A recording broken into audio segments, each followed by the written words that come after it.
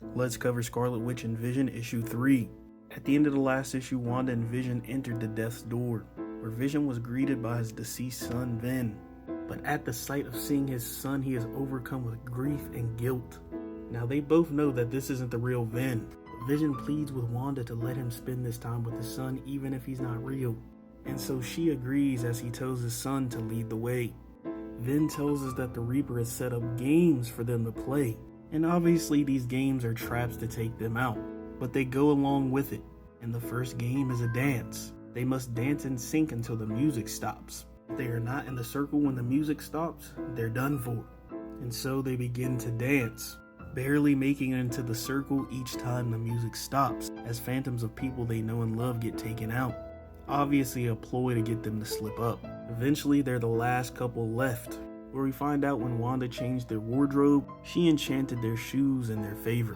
And so with Vin eagerly clapping in the background, they move on to the next game, which is to spend the day with the family they never got.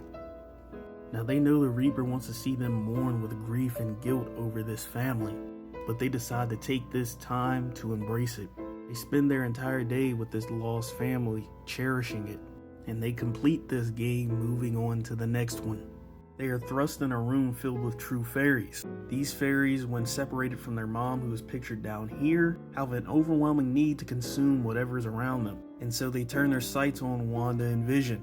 Vision is unaffected in his ethereal form, but as the fairies are consuming Wanda's hexes, we find out that they have a poison that puts you in a euphoric state, which eventually gets Wanda to drop her defenses and allows the fairies to feast on her uncontested. But that's when Vision grabs Wanda, extending his ethereal form to her, cleansing her body of the poison. Wanda then sends all the fairies back to their mother. And with the last game finished, they ask Vin where's the Reaper. And with a crazy entrance cutting the phantom of Vin in half, the Reaper finally shows up to take them out.